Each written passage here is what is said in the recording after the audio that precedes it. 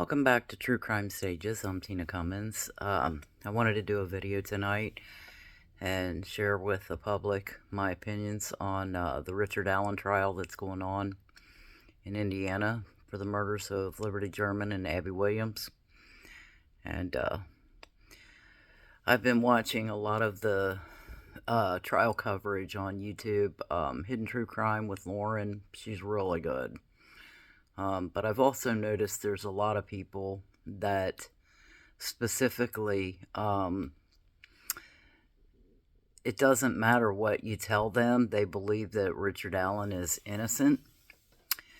And, you know, obviously, everyone is innocent until proven guilty in a court of law. That said, I first want to say Belinda and I have talked about this case since it happened. You know, we've worked on this case since it happened. Not in an official capacity, but in a different capacity. And we've discussed this case over the years. And if you go back and look at our videos that we posted before, you'll see that we pretty much had the crimes pegged. But getting back to the trial, okay, so first I want to discuss, Belinda and I,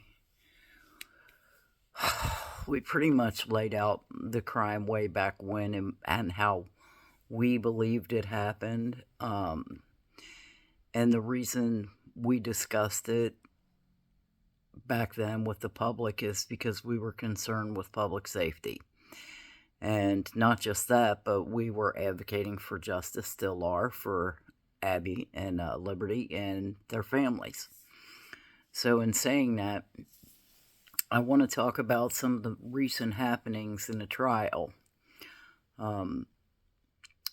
I've witnessed some questions from some viewers and some people in other YouTube channels. For example, a person says, well, it couldn't be Richard Allen because they don't have his DNA. Well, first of all, you know, most murder trials are based on some real evidence, but mainly circumstantial evidence.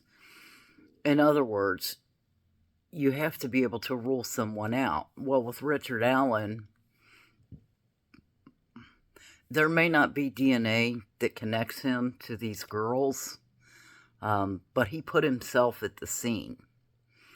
And during the trial, they discussed the testimony, the questioning of Jerry Holman when he questioned Richard Allen, and he was talking to Richard Allen about what exactly happened that day. And he said, well, I already admitted that I was out at the trail and I went out on, the first platform of the bridge. He said he was looking at his phone and looking at a stock ticker and looking at the fish, and, he came up with several different things that he said. He said that he saw 3 girls, not Libby and Abby, but 3 girls at the trail that day, and a lot of people don't realize those girls saw him and they identified that specific person that they saw as Bridge Guy. Okay, now it may not seem like a big deal that those girls saw him and he saw those girls, but it changes his whole timeline, because on those girls' phones, they know exactly when they were at the trails that day, and it happened to be at the time that Abby and Libby were murdered, and his timeline of going out on the Monon High Bridge fits with Bridge Guy. Okay? The second thing is, in talking about, Richard Allen, how did he get there? That was a lot of questioning that went on in the trial, and he explained his route of travel, and lo and behold, they had his car on videotape at the Hoosier Harvest store. So the videotape puts his timeline in. Again, it puts him there about the same time that Libby and Abby were you know, had just gotten to the trail, or he had gotten there before Libby and Abby, I'm sorry. But they get there, he sees the three girls. Kelsey drops Abby and Libby off a little further down the trail. And, it's interesting because the video, the 43-second video that Libby recorded, it shows a man hurriedly walking after them. Now, a lot of people, they compare that picture of Abby on the bridge with the video, and they think that picture came from the video. It did not. The video was like 7 seconds later. And in the video, they said you can see someone coming, a male figure, bridge guy, coming up behind Abby. Now, I'm not going to go too much into detail on that, but again, that puts Richard Allen there. And the reason they know it's his car is because he had custom wheels and custom spokes on those wheels on his car. So they know, according to the pictures from the video from the Hoosier Harvest store, that he was there. So that changes the timeline again, proving that Richard Allen is lying about when he was there. I'm going to smoke. I hope you don't mind. Now, he was being questioned by Officer Holman, and he got really defensive, and he made some statements like, it doesn't matter, it's over. I'm sure you all have heard the testimony. Who says stuff like that? I mean, if somebody is, asking you about a search of your house and your property, who says it doesn't matter, it's over? He also made some other interesting statements today. Well, he didn't make them today, but they were testified to in court today. One that pretty much wraps the case up for me in particular is a couple of statements that Richard Allen said. One statement he made, to Jerry Holman in one interview was, well, what kind of person kills two girls? Even if I wanted to, I wouldn't do that. And those aren't his exact words, but who says something like that? Even if I wanted to. So, wait a minute. Nobody in their right mind, unless they're guilty of something like that, would say, even if I wanted to. Who wants to? Killers want to. So there's that. Then let's get to his confessions, okay? So Richard Allen himself, he put himself at the scene. He put himself as seeing those three girls as going out onto the bridge, but then he denies killing the girls up until the time when he is awaiting trial and incarcerated, okay? Now, let's talk about his confessions. And at first, it was just a paper confession, but then they go a little bit deeper into the confessions, and he kept saying he killed the girls, and he wanted to talk.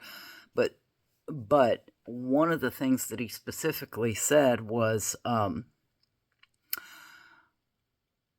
was going to essay them, but I killed them instead. Now, there was no evidence of SA. Okay? In another statement, another confession that he made, he said he killed him with a box cutter. Now, I find that very interesting because they searched his home and they obtained the gun with what the defense is calling the magic bullet that matches his gun, 6 inches away from Libby's, where she passed. So the bullet is laying between the two, okay? Now, if Richard Allen wasn't the killer, first of all, how would he know they were killed with a box cutter? Secondly, why didn't he say he shot him? If he was making false confessions, why didn't he say he shot him? The reality is, in the totality of it all, He can't get around the timeline. He put himself there. He put himself as seeing the same girls that identified him as Bridge Guy. Well, identified the picture of, okay, as Bridge Guy. Okay? So even though they didn't specifically pick Richard Allen out of a lineup, and their descriptions of Bridge Guy didn't match up with each other, because they all had, when they saw the picture of Bridge Guy, they're like, yeah, that's him. So the other thing is, okay, so he put himself out there, and at first, he says he found Jesus and he wants to apologize to the families, and he's making these confessions. And at first, those confessions go along great. They're like, okay, he's going to tell the truth. He wants to, as soon as he talked to his attorney, according to one of the deputies that was basically stationed for his protection, stationed there with him, as soon as he talked to his lawyer and his wife, then his behavior started to change. Now, we've all heard that Richard Allen is eating poop, and, he's banged his head against the wall. He quit eating, refusing food, and, has all these, issues, mental issues. And the whole time, by the way, he's still confessing to things. Now, he can confess to essaying to other people. One of them, his daughter. And that, again, I find it interesting that he said even if he wanted to, he wouldn't. But the bottom line is, I lost my train of thought. Duh, that happens. The bottom line is, even though he's acting all crazy while he's awaiting trial, he's not acting crazy in court, and none of this started until after he spoke with his wife and his lawyer. His wife hung up on him, told him shut up, and hung up on him, basically. He confessed to his wife, he confessed to his mother, and after talking to the lawyer, according to these deputies, he started acting like a lunatic. And one of the things I found interesting is they said, when he was asking questions or asking for something, he always had a mental saneness about him. He was basically not having any mental issues. But then out of the blue, he would just start acting crazy. And that's basically, I wouldn't say they use the word crazy, that's my word. But he was doing things that, would lead others to believe that he was crazy. One of the other things I found interesting about what he said several times, Richard Allen, in these taped confessions, was that he never met the girls. Was he supposed to meet them? He said he did this crime alone. And his wife had nothing to do with it. Nobody else had anything to do with it. It was just him. Now, you've got a guy that says he was supposed to meet them. Or doesn't say, I'm sorry, let me rephrase that. He doesn't say he was supposed to meet them. He said he never met them. Was he supposed to meet them there? And I find it interesting that he went to Peru that morning to supposedly see his mother and his sister, and they were going to lunch, and, he decided not to go, and he went home and got a coat, and that's when he went out to the bridge. Well, did he meet up with somebody in Peru besides his mother and his sister? That's just food for thought, and that remains to be seen. By now, I'm pretty sure everybody knows that the Kleins live, in Peru, and, yeah. So, Keegan Kline, however you want to say it, he's going to be called as a defense witness when they put on their case, and so are a number of other people. But at this point, you've got Richard Allen that put himself there. They've got his car on video. They've got 3 people that have seen him that identified Bridge Guy. And he basically identified himself as Bridge Guy because they have the phones and the timeline of when those girls were there and when his car was seen and when he arrived. Then he confesses over and over that he killed these girls. Said they weren't SA'd, that he intended to do that, but he just killed them anyway. And then he confesses again and says he did it with a box cutter. Didn't say that he shot him in the head. He didn't say that, he shot him in the chest or anything like that.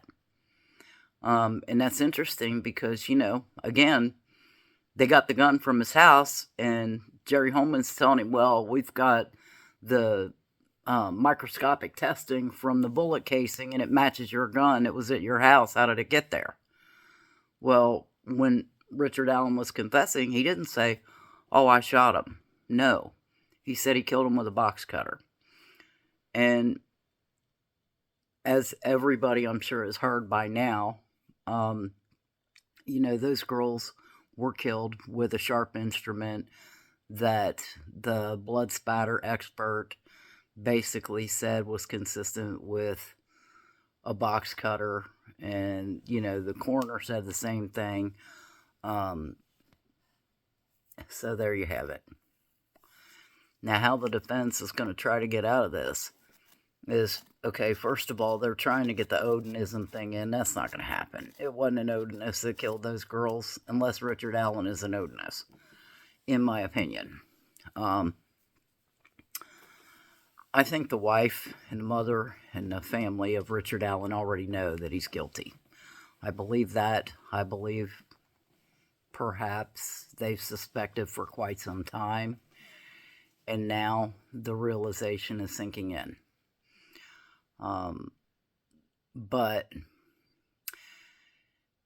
as far as the Odinism theory, and let me reiterate this, no one, I don't care who it is, they're not going to kill 2 girls, carry them across the bridge or down through the cemetery, especially if they're deceased, down that hill, and bring them out there in the middle of the night when there's 100 people out there searching. Yes, the search was called off, and, I don't know if it was midnight or 2 in the morning, but anyway, it got cold and the search was called off. However, there was over 100 people out there still searching. No one is going to risk bringing bodies out there in the middle of the night, or bringing those girls out there alive, risking them screaming. Yeah. So that's all I have for tonight. The defense will be putting on their case soon. I'm sure the jury has yet to see the videos of the confessions, and there's a bunch more to come. But basically, Richard Allen told on himself, and he's been trying to tell on himself for quite some time. And I still do not believe this is his first time. Now, in his confessions that we heard about today, he confessed to hurting someone named Kevin and hurting someone named Brittany, or I don't know, several different people. And from the beginning, Belinda and I have always said we believe this is a serial predator. And I think, in my opinion, Richard Allen is a hell of an actor. But I don't believe for a second that he didn't do this. That's all I have for now. I hope you have a good night. Thank you.